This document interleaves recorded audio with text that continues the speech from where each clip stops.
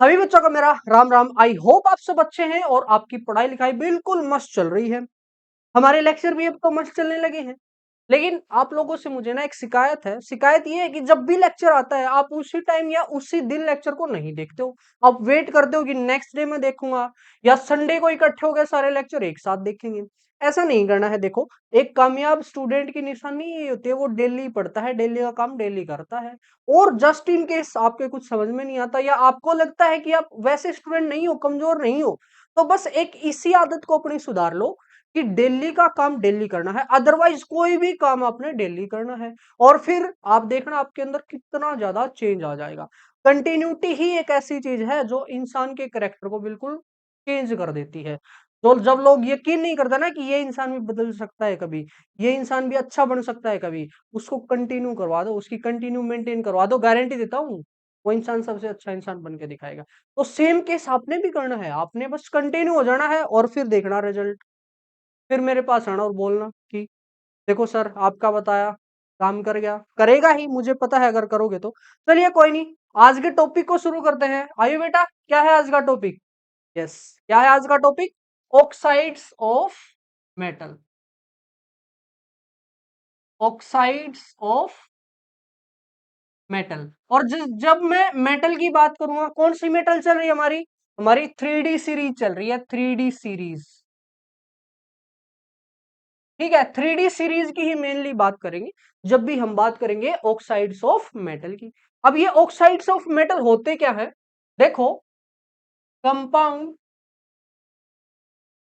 With oxygen, with oxygen, ये क्या हो जाएंगे? ये हो जाएंगे आपके ऑक्साइड्स ऑफ मेटल। यानी जब भी ऑक्सीजन इन ट्रांजिशन मेटल के साथ रिएक्ट करेगी, वो फिर कुछ कंपाउंड बनाएगी। वो जो भी कंपाउंड है ना, उस कंपाउंड को आप क्या नाम दोगे? Oxide of that metal. जैसे स्कैंडियम के साथ उसने कंपाउंड बनाया तो उसको क्या नाम दे दो? Scandium oxide. मैग्नीज के साथ उसने कंपाउंड बनाया, मैग्नीज ऑक्साइड। ठीक है, अब ये किस टाइप के कंपाउंड बनाते हैं वो बताएगी आपकी ऑक्सीडेशन स्टेट या फिर वैलेंसी। हमने बात करी थी ना, वैलेंसी जो थी आपकी, वैलेंसी उसी को रिप्लेस कर दिया था किसके साथ? ऑक्सीडेशन नंबर के साथ में, है ना। और जब भी कंपाउंड आपने बनाने हैं आप वैलेंसी लिखते हो। 9th क्लास के अंदर एक टॉपिक है, 3rd चैप्टर के अंदर है आई थिंक, बिल्कुल लास्ट में। क्या क्या बोलता है वो टॉपिक? कि जब भी आपने कोई कंपाउंड बनाना हो ना, आप उन दोनों को लिख लो। जैसे मैंने कंपाउंड बनाना है किस किस के बीच में? टाइटेनियम के बीच में और ऑक्सीजन के बीच में। ठीक है, अब नीचे लिख दो इनकी वैलेंसी। टाइटेनियम की वैलेंसी या फिर ऑक्सीडेशन नंबर कॉमन वाली लिखते हैं +2, ऑक्सीजन की -2। और जब भी कंपाउंड बनाना हो, एक प्लस होगा और दूसरे वाला नेगेटिव। और फिर आर पार गुना कर दो इनकी रेशियो लेके। यहाँ पे ध्यान रखना, यहाँ पे आपने रेशियो लेनी है। जैसे इस 2 से 2 कैंसिल हो जाएगा, एक एक बचेगा और फिर उस एक एक की आर पार गुना कर दो। यहाँ पे क्या आएगा? TI, है ना, TiO। ऐसे ही अगर TI की जगह कोई भी मेटल हो, उसका फॉर्मूला क्या बनेगा? वो मेटल और उसके साथ में O। ठीक है, क्यों? क्योंकि इनकी जनरल वैलेंसी होती है या फिर कॉमन वैलेंसी होती है +2। तो इसी चीज को मैं लिख देता हूं कि there common oxides are in form of MO। वो कौन से ऑक्साइड बनाते हैं? MO, यानी कोई भी मेटल और उसके साथ में ऑक्सीजन। लेकिन एक एलिमेंट आपका ऐसा था 3D सीरीज में जो +2 नहीं आता था। कौन सा था वो? याद करो, पिछले लेक्चर की बात है। वो था आपका स्कैंडियम। स्कैंडियम +2 नहीं आता, तो फिर कितना? +3। तो उस केस में कंपाउंड कैसे बनेगा? उस केस में कंपाउंड बनेगा, या आपने स्कैंडियम लिखा, यहाँ पे लिखा ऑक्सीजन। अब नीचे लिखते हैं इनकी वैलेंसी। स्कैंडियम की वैलेंसी +3, ऑक्सीजन की -2। क्या कैंसिल हो रहे हैं? नहीं कैंसिल नहीं हो रहे। तो आर पार फटाफट, आर पार हमने कर दिया गुणा। ठीक है, आर पार गुणा कर दिया तो स्कैंडियम के साथ 2, ऑक्सीजन के साथ 3, 2 नहीं 2। हाँ, इन case of scandium, in case of scandium, अब इसको साफ कर देता हूं मैं, इसको साफ कर देता हूं। Oxide will be, oxide will be, क्या होगा वो ऑक्साइड? वो होगा Sc2O3। ठीक है, स्कैंडियम ऑक्साइड। स्कैंडियम जब भी ऑक्साइड बनाएगा किस फॉर्म के अंदर, Sc2O3। ठीक है, ये बात हुई दो हमारी। चलो नेक्स्ट बात कर लेते हैं। देखो जब भी आप कोई भी कंपाउंड बनाते हो, उस कंपाउंड का नेचर आपका दो टाइप का हो सकता है। एक होगा वो आयोनिक, एक होगा वो कोवलेंट। अब ये दोनों किस वाला के नाम है, देखो आयनिक होता है कंप्लीट शेयरिंग या कंप्लीट डोनेशन ऑफ इलेक्ट्रॉन, जहां पे क्या हो, कंप्लीट डोनेशन हो, आपने डोनेट कर दिया, उस केस में कैसा कंपाउंड बनेगा, वो आयनिक कंपाउंड। और कोवेलेंट कब बनेगा, जब आप शेयरिंग हो, जब आप शेयरिंग करो, वहां पे कौन सा कंपाउंड बनेगा, कोवेलेंट बनेगा। ठीक है, अब देखो मान लो एक आपकी मेटल, मेटल का क्या काम है, मेटल का काम है इलेक्ट्रॉन को डोनेट करना, है ना, उसने डोनेट कर दिया। और नॉन मेटल का काम क्या है, इलेक्ट्रॉन को एक्सेप्ट करना। यहां भी जब हम ऑक्साइड बना रहे हैं, एक आपकी मेटल, उस मेटल का क्या काम उसका, इलेक्ट्रॉन को डोनेट करना। और इस ऑक्सीजन का क्या, इलेक्ट्रॉन को एक्सेप्ट करना। तो यहां से किस टाइप का आपको लग रहा है कंपाउंड बनेगा, यस यहां से कंपाउंड बनेगा आयोनिक, क्योंकि मेटल कंप्लीटली डोनेट कर देती है किसको, इलेक्ट्रॉन्स को। तो यहां मैं लिख सकता हूं there oxides are ionic in nature, ionic in nature. ये नेचर के अंदर कैसे रहने वाले हैं, आयोनिक रहने वाले हैं। ठीक है, लेकिन यहां तो हम सिर्फ बात करें कॉमन ऑक्सीडेशन स्टेट की। अब कॉमन ऑक्सीडेशन स्टेट तो +2 होगी, लेकिन क्या और ज्यादा ऑक्सीडेशन स्टेट हो सकती है इनकी, यस और भी हो सकती है। जैसे टाइटेनियम के केस में +3 +4 भी हो सकती है, टाइटेनियम +4 भी हो सकता है ना। तो जब टाइटेनियम +4 होगा, यहां पे लिख देते हैं in case of higher oxidation state, जब भी हायर ऑक्सीडेशन स्टेट होगी, वहां पे क्या कहानी बढ़ेगी उसके बारे में देख लेते हैं। ये था कॉमन ऑक्सीडेशन स्टेट पे। देखो जैसे फॉर एग्जांपल, अगर आपने टाइटेनियम +4 के साथ बनाना है तो क्या कंपाउंड बनेगा, वो बनेगा TiO2। बनेगा कि नहीं बनेगा। अच्छा आपने मैग्नीज का बनाना है, मैग्नीज की हाईएस्ट ऑक्सीडेशन स्टेट +7, वो बनेगा आपका Mn2O7। Mn2O7। आपने बनाना है वेनेडियम का +5 के साथ में, +5, वेनेडियम +5 कैसे बनाएंगे, ऐसे देखो VO, यहां पे +5 और यहां -2, आर पार गुणा करोगे तो क्या आएगा, V2O5, V2O5। ऐसे ये ऐसे ऑक्साइड्स हैं जहां पे क्या हो रहा है, जहां पे हायर ऑक्सीडेशन स्टेट यूज हो रही है। अब मान लो आप एक गरीब से इंसान हो, गरीब से इन द सेंस कि आपसे कोई कुछ मांगे तो आप दे दोगे, ठीक है। अब आपके पास 10 रुपए है, किसी ने मांग लिए 5 रुपए मांग लिए, तो आप अच्छे इंसान हो, आपने 5 रुपए अपने दोस्त को दे दिए, है ना। लेकिन अगर वो 5 की बजाय 8 रुपए मांगने लग जाए, तब क्या आप उसको कंप्लीटली डोनेट कर दोगे, या बोलोगे नहीं भाई देखो 5 की तो मेरे को भी जरूरत है, 5 तो मेरे को रख लेने दे, तू 5 ले ले, ऐसा ही बोलोगे ना।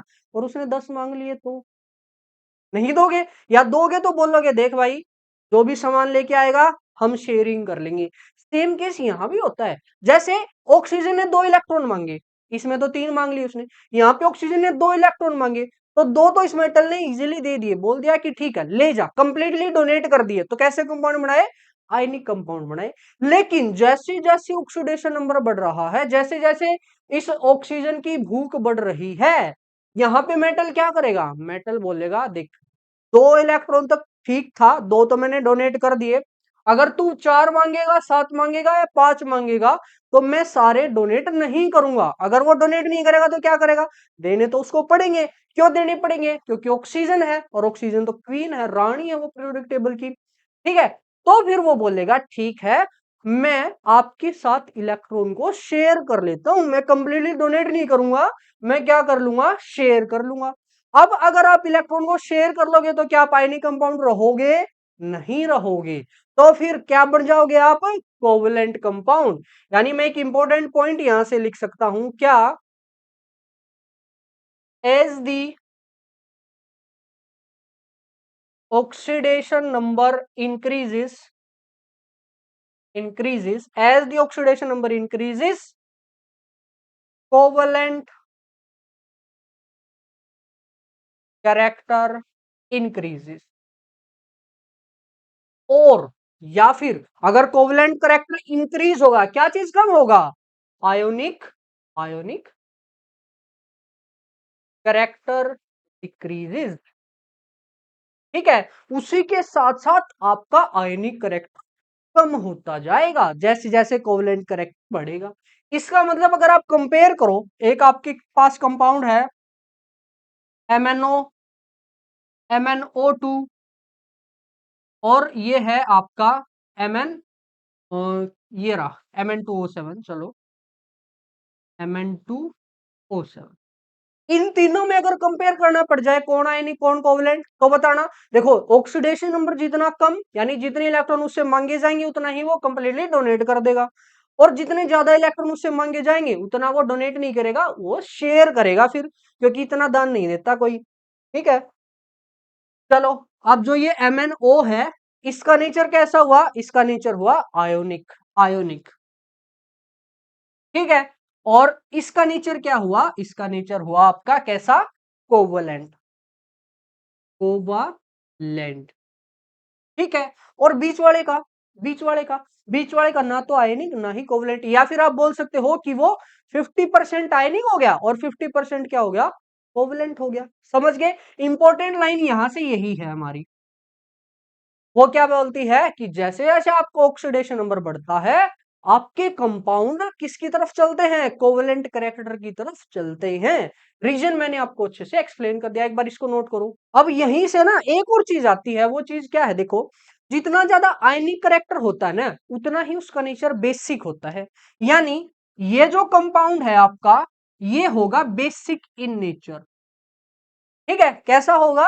Basic in nature. और ये जो कंपाउंड है आपका MnO2, ये क्या होगा फिर बेसिक का उल्टा? This is acidic in nature. ठीक है, ये कैसा? ये एसिडिक हो जाएगा नेचर के अंदर। अच्छा, जो बीच वाला मैंने बताया बीच का है ना, ये बीच का ना एसिडिक ना बेसिक, तो कैसा? तो ये एक स्पेशल नाम आता है, स्पेशल नाम देते हैं हमको। जो एसिड भी होता है बेस भी होता है, उसको बोलते हैं एम्फोटेरिक। एम्फोटेरिक, ठीक है। तो ये कैसा ऑक्साइड? ये एम्फोटेरिक ऑक्साइड है आपका। ध्यान रखना, फिर से एक बात रिपीट कर देता हूं मैं। क्या रिपीट कर देता हूं? कि जैसे जैसे ऑक्सीडेशन नंबर बढ़ेगा कोवेलेंट कैरेक्टर बढ़ेगा, और कोवेलेंट कैरेक्टर बढ़ने के साथ साथ एसिडिक नेचर भी बढ़ेगा। ये बात आप लिख लेना या फिर नोट्स के अंदर दी है कि जैसे जैसे एसिडिक जैसे जैसे कोवेलेंट कैरेक्टर बढ़ेगा, आपका एसिडिक नेचर भी बढ़ेगा।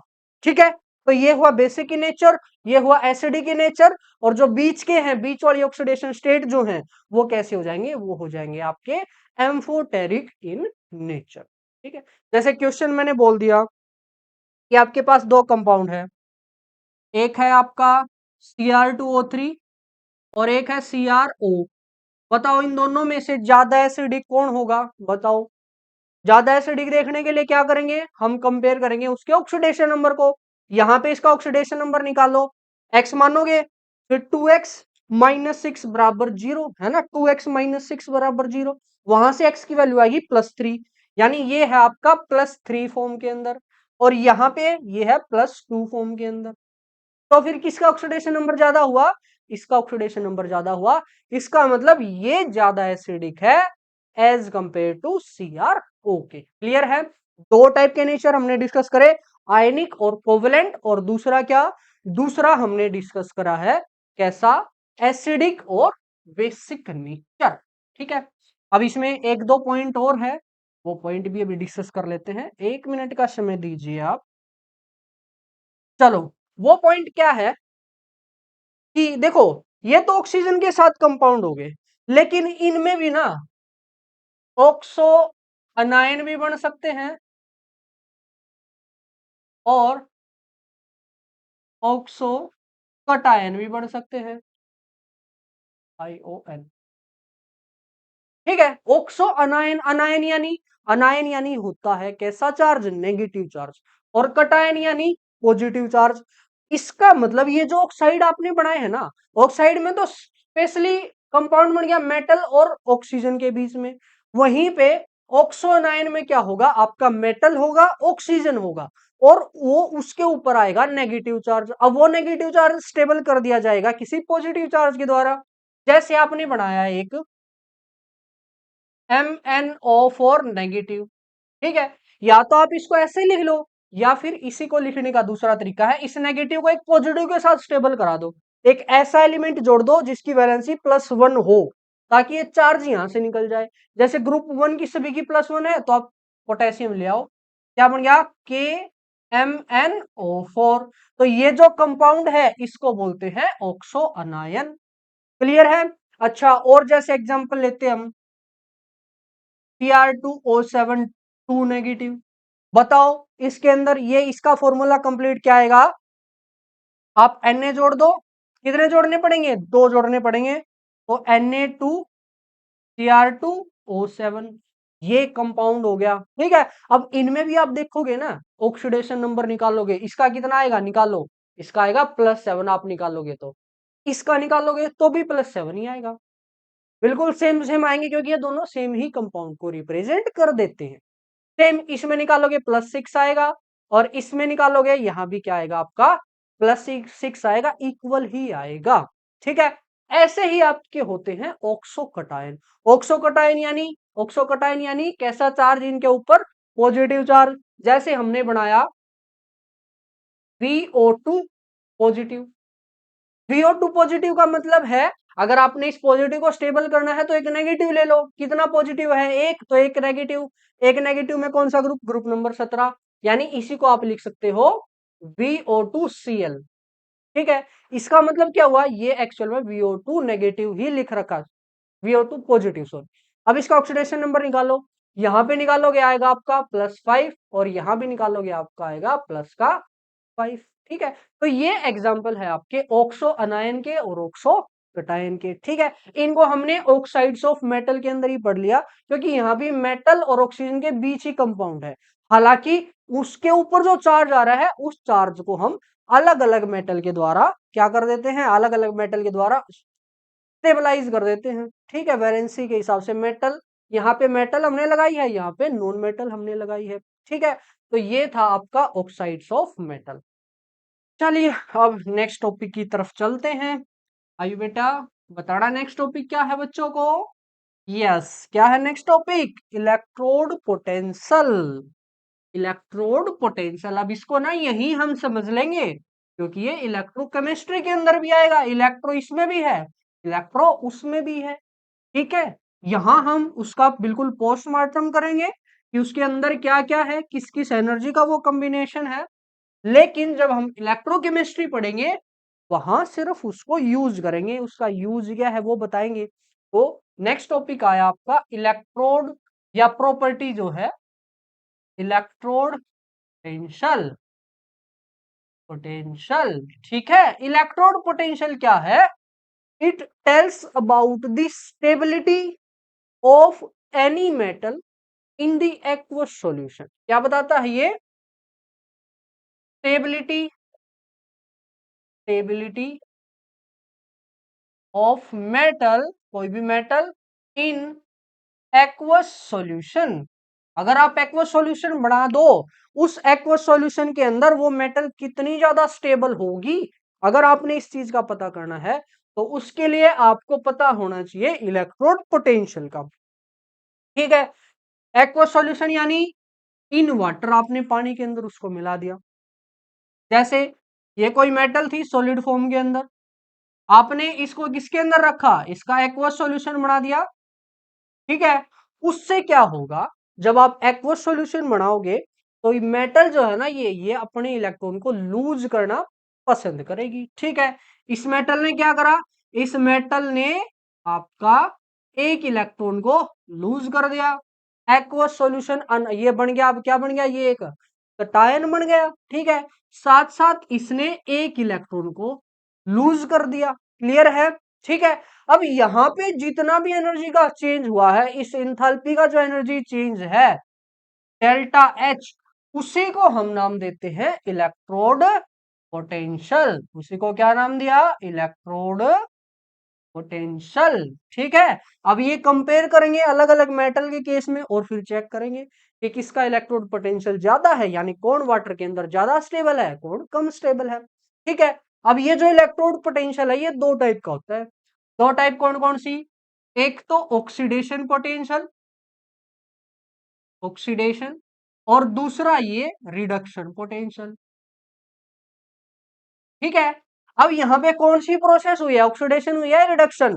देखो इलेक्ट्रॉन लूज करा है और इलेक्ट्रॉन लूज करने की प्रोसेस को बोलते हैं ऑक्सीडेशन। यानी यहां जो भी पोटेंशियल आएगा आपका उसको नाम दिया जाता है ऑक्सीडेशन इलेक्ट्रोड पोटेंशियल, या फिर नॉर्मली आप बोल दो ऑक्सीडेशन पोटेंशियल। ठीक है। अब जब भी आप एनर्जीज की बात करते हो, थ्योरेटिकल एनर्जी, जो जो डाटा अवेलेबल होता है हमारा, वो इलेक्ट्रोड पोटेंशियल का डायरेक्ट डाटा अवेलेबल नहीं होता, वो अलग अलग प्रोसेस का होता है। अलग अलग प्रोसेस कैसे? जैसे आपको मेटल सॉलिड से मेटल गैस का पता होता है, इस एनर्जी को बोलते हैं सब्लिमेशन एनर्जी। सब्लिमेशन। ठीक है। यानी एक सॉलिड था, उस सॉलिड को आपने क्या बना दिया? उस सॉलिड को आपने गैस बना दिया। ठीक है। अब किसी भी गैस मॉलिक्यूल से इलेक्ट्रॉन निकालना, यहां से आपने इलेक्ट्रॉन निकाला और क्या बनाया? मेटल का गैस बना दिया। ठीक है। इस प्रोसेस के अंदर जो भी एनर्जी यूज होती है, मैंने बताया था आयोनाइजेशन इंथैल्पी हमने पढ़ा था ना सेकंड लेक्चर में। वहां पे भी बात करी थी, जब भी आप इलेक्ट्रॉन निकालते हो तो आप किससे निकालोगे? गैसियस फेज से निकालोगे। तो सेम आपने गैसियस फेज से इलेक्ट्रॉन निकाला है, तो यहाँ पे कौन सी एनर्जी यूज हुई होगी? यहाँ पे यूज हुई होगी आयोनाइजेशन इंथैल्पी। ठीक है, आयनाइजेशन एंथैल्पी। ठीक है। और अब इस गैस मोलेक्यूल को अगर आप पानी में मिला दो, एक्वस सॉल्यूशन बना दो, तो यहां पे कौन सी एनर्जी रिलीज होती है? Delta hydration. जब भी पानी में मिलाते हो किसी चीज को, तो जो भी एनर्जी वहां रिलीज होती है उसको बोलते हैं क्या? उसको क्या बोलेंगे? उसको हम बोलते हैं हाइड्रेशन एनर्जी। वाटर के साथ मिलके जो भी स्टेबिलिटी आ जाएगी। ठीक है। अब एक हैसला था 11th की थर्मोडायनेमिक्स के अंदर, हैसला। उस हैसला ने क्या बताया था? उस हैसला ने बताया था कि अगर आप क्यों कोई भी रिएक्शन करते हो, अब चाहे उस रिएक्शन को एक स्टेप में करो चाहे मल्टी स्टेप में करो, दोनों जगह एनर्जी का चेंज सेम आएगा, कोई फर्क नहीं। अगर आप यहां से यहां तक की एनर्जी निकालो ऐसे करके, या फिर ऐसे करके एनर्जी निकालो, दोनों जगह एनर्जी का चेंज जो है सेम आएगा। अब इधर से इधर तक की एनर्जी को क्या नाम दिया? Delta H potential. ठीक है। तो मैं इसको नाम देता हूं इलेक्ट्रोड पोटेंशियल, ई नाम दे दिया मैंने। ठीक है। ई इज इक्वल टू, ई को भी लिखने का तरीका देखो कैसे है। ई किसका? ई एम से एम पॉजिटिव का, एम से एम पॉजिटिव। देखो मैंने कैसे लिखा है, इलेक्ट्रोड पोटेंशियल एम से एम पॉजिटिव बनने का, दैट इज इक्वल टू, ये किसके इक्वल होता है? इन तीनों के सम के, यानी डेल्टा सब्लिमेशन प्लस में आयनाइजेशन एंथैल्पी प्लस में डेल्टा हाइड्रेशन। इसका मतलब अगर कोई भी मेटल आपने, किसी भी मेटल की स्टेबिलिटी को चेक करना है या देखना है कि कोई भी मेटल कितनी स्टेबल होगी एक्वस सॉल्यूशन के अंदर, तो इन तीन टाइप की एनर्जी को आपने कंपेयर करना होगा। ठीक है। अब देखो, ये जो डेल्टा एच सब्लिमेशन है, ये आपने दी है या इस सिस्टम ने हमको दी है? आपने सॉलिड से गैस बनाना है तो आपने उसको गर्म करना होगा, गर्म करना होगा, यानी आपने एनर्जी दी। तो ये जो एनर्जी है ये होती है पॉजिटिव, थर्मोडायनेमिक्स के हिसाब से पॉजिटिव एनर्जी। अच्छा, आयोनाइजेशन एनर्जी, ये कैसी एनर्जी है? ये है आपकी नेगेटिव एनर्जी, क्योंकि इलेक्ट्रॉन को आपने पकड़ के खींचना है, वो अट्रैक्टेड है ना न्यूक्लियस की तरफ, आपने पकड़ के खींचना है। तो इसका मतलब ये भी आपने ये एनर्जी दी है, तो ये कैसी एनर्जी है? ये है पॉजिटिव। सेम जब आप हाइड्रेशन की बात करते हो, पानी में घुलने के बाद एनर्जी डिक्रीज होती है, क्योंकि चीजें स्टेबल हो जाएंगी, और चीजें स्टेबल होंगी तो एनर्जी रिलीज होगी, यानी ये किस टाइप की एनर्जी है? ये है आपकी नेगेटिव एनर्जी। क्लियर है? अब इन तीनों के हिसाब से ही हमारा क्या आएगा? इलेक्ट्रोड पोटेंशियल की वैल्यू आएगी। ये आपने कंपेयर करनी है। देखो ये सब आपको याद रखने की जरूरत नहीं, लेकिन कई बार ना इरेगुलर वेरिएशन आपको देखने को मिलेगा। उसका रीजन ही यही होगा कि हो सकता है किसी की हाइड्रेशन एनर्जी ज्यादा आ जाए, किसी की कम आ जाए, किसी की आयनाइजेशन एनर्जी ज्यादा आ जाए, किसी की कम आ जाए। ठीक है, उसके हिसाब से ही हम इलेक्ट्रोड पोटेंशियल की वैल्यू को कंपेयर करेंगे। ठीक है, एक बार नोट करो। देखो अब कंपेयर करते हैं, इसको मैं साफ कर दे रहा हूं, ये हमारे ये काम की नहीं है। कंपेयर करते हैं चलो। अब मेटल की ये बताओ, 3D सीरीज की बात कर रहे हैं, कॉमन ऑक्सीडेशन स्टेट क्या है उनकी? कॉमन ऑक्सीडेशन स्टेट है उनकी +2। तो उसके हिसाब से ही बात करेंगे। ठीक है, यहां पे हम एक ग्राफ ड्रॉ करते हैं। अरे सीधी लाइन आ जा भाई, परपेंडिकुलर आना बिल्कुल। आ गई। ठीक है, ये आया आपका, ये आया आपका। ठीक है, अब यहां तो मैं लिख रहा हूं क्या? इलेक्ट्रोड पोटेंशियल, और जो इलेक्ट्रोड पोटेंशियल लोगे आप मेटल से लेकर मेटल टू पॉजिटिव का। क्लियर है? मेटल से मेटल टू पॉजिटिव। अब किस किस मेटल की बात कर रहे हैं? देखो +2 कौन कौन बनाता है? क्या स्कैंडियम +2 बनाता है? नहीं, तो स्कैंडियम का जिक्र हम नहीं करेंगे क्योंकि वो +2 बनाता ही नहीं। तो बात करेंगे यहाँ टाइटेनियम से।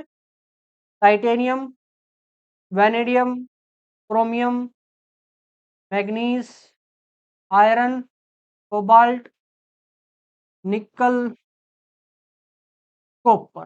ठीक है, जिंक भी हम ले सकते हैं, चलो Zn भी हमने ले लिया। इन सारी मेटल की ही बात करेंगे, कंपेयर करेंगे, एग्जैक्ट वैल्यू हमने नहीं बतानी।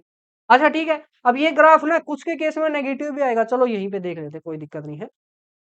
अच्छा, अब मान लो टाइटेनियम के केस में कुछ एनर्जी आपने दी, आपने एनर्जी दी, वहां से 2 इलेक्ट्रॉन निकले, कुछ एनर्जी हाइड्रेशन एनर्जी की फॉर्म में रिलीज होगी। ठीक है, फाइनली जो देखने को मिलता है यहाँ पे कि जो हाइड्रेशन एनर्जी है ना, हाइड्रेशन एनर्जी वो ज्यादा मिली है किसके केस में? टाइटेनियम के केस में। इसका मतलब ये जो मेटल है, ये जो प्रोसेस होनी है, एम से एम सॉलिड से M2 पॉजिटिव, ठीक है, एक्वस प्लस में 2 इलेक्ट्रॉन, ये प्रोसेस टाइटेनियम के लिए ऐसी आई कि यहाँ पे ना एनर्जी रिलीज हुई, एनर्जी रिलीज हुई। एनर्जी रिलीज होने का मतलब है आप स्टेबिलिटी की तरफ चलते हो, जितनी जिसकी एनर्जी कम होगी वो उतना ही ज्यादा स्टेबल होगा। सेम केस यहाँ है, यहाँ भी इसकी कुछ कुछ एनर्जी आई। ठीक है, कुछ कुछ एनर्जी आई, मान लो यही इतनी एनर्जी आई। क्लियर है?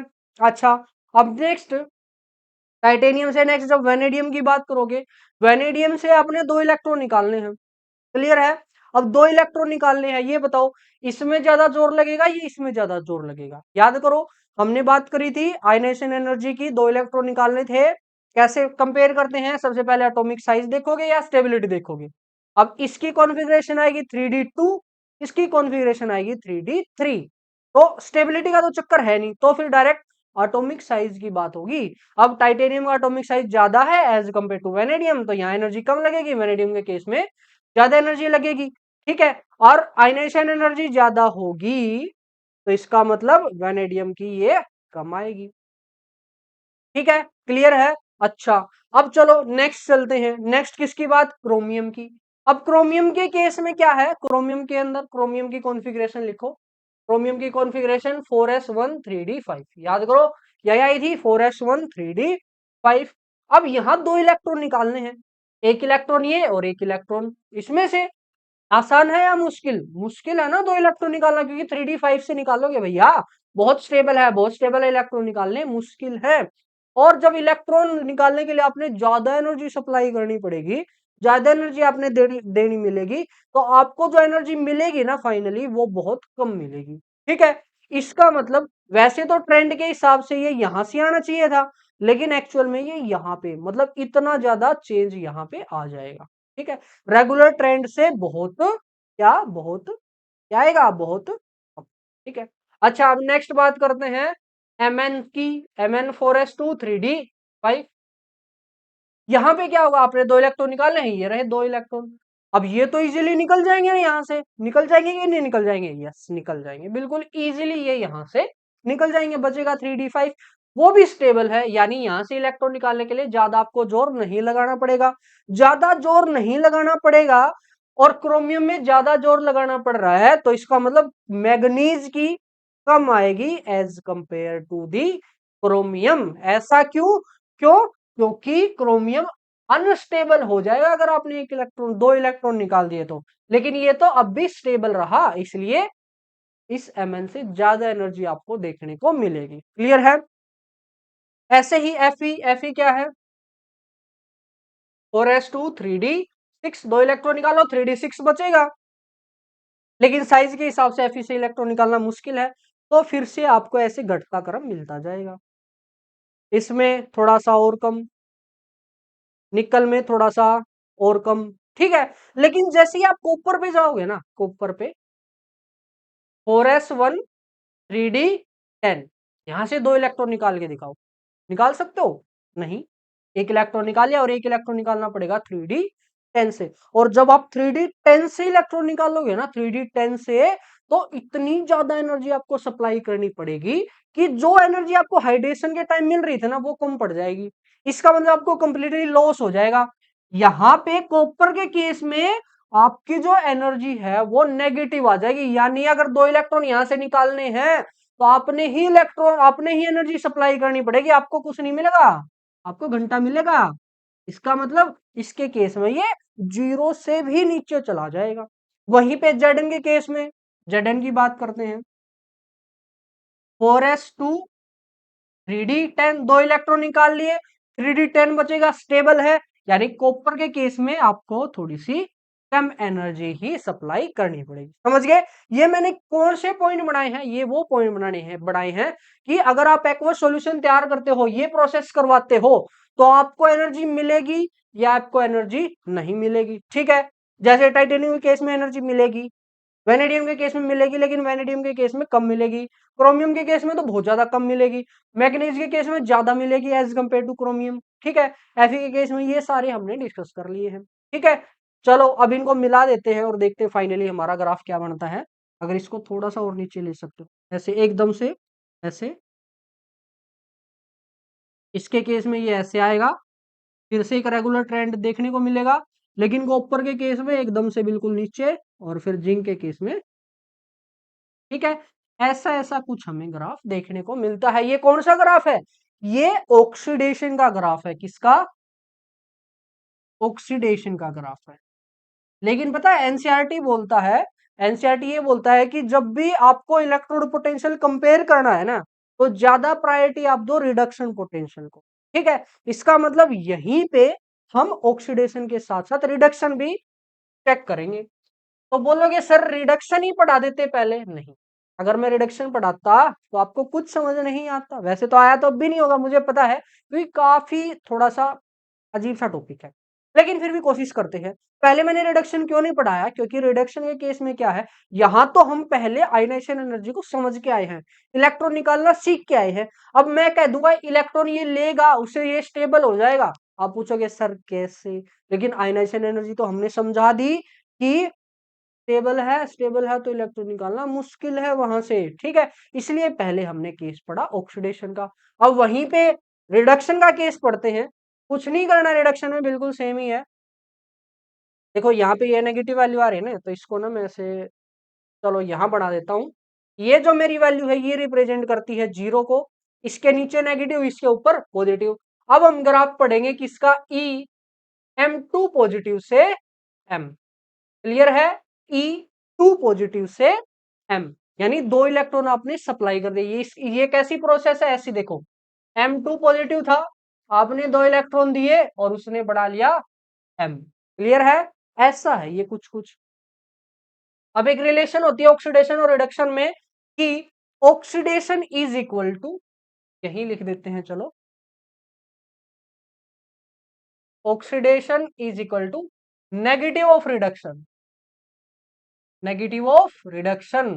ठीक है, यानी अगर ऑक्सीडेशन की वैल्यू 5 है तो रिडक्शन की होगी -5, ऑक्सीडेशन की वैल्यू -2 है तो रिडक्शन की होगी +2। तो सेम केस यहां कर देना, ये मैंने जीरो बना दिया। ठीक है, अब टाइटेनियम में मान लो इतनी सी वैल्यू है, रिडक्शन के केस में यही वैल्यू नीचे आ जाएगी, इतनी वैल्यू ये नीचे मैंने यहाँ पे लगा दिया। चलो एक बार titanium, vanadium, chromium, manganese, iron, cobalt, nickel, copper और टाइटेनियम के केस में बिल्कुल नीचे यहां सी वैल्यू। वेनेडियम के केस में देखो इससे थोड़ी सी कम ना, तो नीचे भी कम हो जाएगी, यानी इस लाइन से नीचे। अब ये लाइन जीरो को रिप्रेजेंट कर दे, यानी ये जो लाइन है इस लाइन को मैंने यहां बना दिया है, ठीक है। तो इसके केस में ये यहां से आ जाएगी, ये यहां से। क्रोमियम के केस में बिल्कुल और थोड़ा सा फर्क, इस लाइन से थोड़ा सा फर्क, यानी एकदम से ज्यादा इंक्रीज देखने को मिलेगा। मैग्नीज के केस में क्रोमियम से थोड़ा सा नीचे, और फिर ऐसे ये क्या होता जाएगा, इंक्रीज होता जाएगा अप टू कॉपर। कॉपर में बिल्कुल पॉजिटिव वैल्यू आ जाएगी, ठीक है। और अब बढ़ाते जाओ थोड़ा थोड़ा, ये Fe आ गया, कोबाल्ट, निकल, ठीक है। और जेडिंग के केस में थोड़ा सा यहां से। क्लियर है? देखो कैसे बनेगा ग्राफ, ये आपने सीधी लाइन मिलाई यहां सबसे पहले ये, उसके बाद क्रोम के केस में एकदम पॉजिटिव, फिर मैग्नीज में थोड़ा कम, फिर ऐसे बिल्कुल रेगुलर ट्रेंड, और क्रोम कॉपर पे जाके एकदम से फिर से इंक्रीज, जेडिंग के केस में एकदम से डिक्रीज, ठीक है। अब यहाँ ना दो सवाल पूछे जाते हैं जनरली, वो दो सवाल भी कैसे पूछे जाएंगे देखो। यहाँ एमएन में भी ना थोड़ा सा फर्क है, ये थोड़ा सा ज्यादा कम की तरफ जाएगा। यहाँ से दो सवाल जो मेजर पूछे जाते हैं, वो दो सवाल ये हैं कि सबसे पहले तो क्रोमियम और कॉपर, इन दो के केस में बिल्कुल इरेगुलर वेरिएशन है। वैसे तो ग्राफ ऐसे इंक्रीज होता आना चाहिए था, लेकिन यहाँ पे बहुत ज्यादा इंक्रीज हो गया। यहाँ भी कॉपर के केस में तो पॉजिटिव वैल्यू चली गई, और ये एग्जैक्ट स्टैंडर्ड की बात करो, ये 0.34 वैल्यू होती है, 0.34 वैल्यू, अगर कंडीशन को आप फिक्स कर दो। ऐसे कुछ काम की नहीं आपकी, इलेक्ट्रोकेमिस्ट्री में बताएंगे, ठीक है। तो यहाँ भी ले थोड़ा सा इसको इम्प्रोवाइज कर ले थोड़ा सा, कहीं आप बुक में देखो आपको मिले कुछ और। हाँ, यहाँ पे कुछ एकदम से इंक्रीज Fe तक, और फिर नॉर्मल चलता जाएगा, ठीक है। सेम केस यहाँ एकदम से ज्यादा डिक्रीज कर लेते हैं, ज्यादा डिक्रीज और फिर रेगुलर वैल्यू, ठीक है। अब देखो यहाँ पे क्रोमियम के केस में और जेडन के या सीयू के केस में, कॉपर के केस में इरेगुलर वेरिएशन क्यों आई? क्योंकि यहाँ आपने दो इलेक्ट्रॉन निकालने थे, और जब आप दूसरा इलेक्ट्रॉन निकाल रहे थे ना, वो स्टेबल कॉन्फ़िगरेशन से निकाल रहे थे, और स्टेबल कॉन्फ़िगरेशन से इलेक्ट्रॉन निकालोगे तो ज्यादा एनर्जी देनी पड़ेगी। ज्यादा एनर्जी देनी पड़ेगी तो इसका मतलब क्या है, इसका मतलब आपकी जो वैल्यू है रिडक्शन पोटेंशियल या ऑक्सीडेशन पोटेंशियल की, वो रेगुलर से अलग आएगी। एक क्वेश्चन ये हुआ। दूसरा क्वेश्चन यहां से आता है कि मैग्नीज के केस में और जिंक के केस में आपका फिर से इरेगुलर वेरिएशन आ रहा है। होना तो इंक्रीज चाहिए था, ऐसे ही चलते जाना चाहिए था ये ग्राफ, लेकिन दो के केस में, एक एमएन के केस में डिक्रीज होता है और एक जेडन के केस में डिक्रीज होता है। क्यों?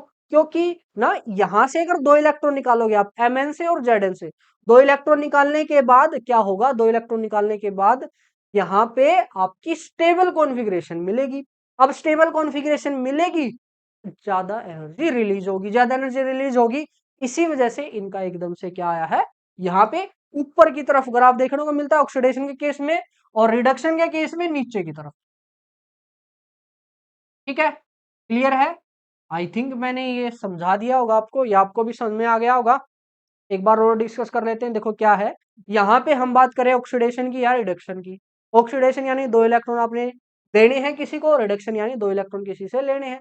तो अलग अलग मेटल के लिए वो हमने लिख दिया कि क्या क्या आएगा, और रिडक्शन में अलग अलग मेटल के लिए लिख दिया, ठीक है। इरेगुलर वेरिएशन आ रहा है किसमें, क्रोमियम में और कॉपर में। क्यों? क्योंकि यहाँ से दो इलेक्ट्रॉन निकालना मुश्किल है, स्टेबिलिटी में से, स्टेबल कॉन्फ़िगरेशन में से आपको इलेक्ट्रॉन निकालने पड़ेंगे। फिर से इरेगुलर वेरिएशन देखने को मिलता है मैग्नीज के केस में और जिंक के केस में।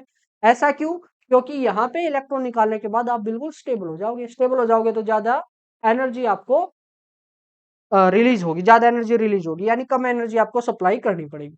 क्लियर है? तो ये था हमारा इलेक्ट्रोड पोटेंशियल वैल्यू। इसी के साथ जो प्रॉपर्टीज है हमारी, किसकी प्रॉपर्टीज है, प्रॉपर्टीज है पी ब्लॉक एलिमेंट की। अच्छा, इसमें एक और केस बनता है कि अब आप एक और इलेक्ट्रॉन निकाल दो।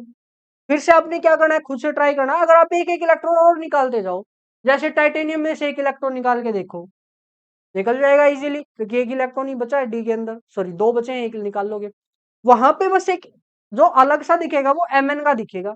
एमएन के अंदर से तीसरा इलेक्ट्रॉन जब निकालोगे, बहुत ज्यादा एनर्जी फिर से सप्लाई करनी पड़ेगी, क्योंकि अब वो बन चुका है 3d5।